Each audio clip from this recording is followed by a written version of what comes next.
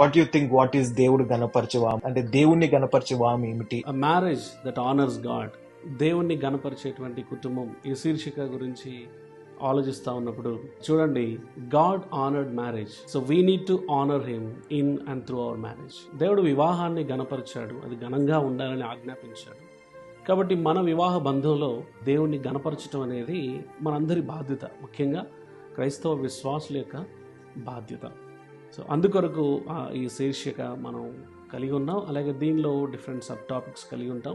చాలా విషయాలు కూలంకుషంగాను, ప్రాక్టికల్గా, క్రియాపూర్వకంగాను మనం నేర్చుకోవడానికి ప్రయత్నం చేయబోతున్నాం. Marriage is like a beautiful garden.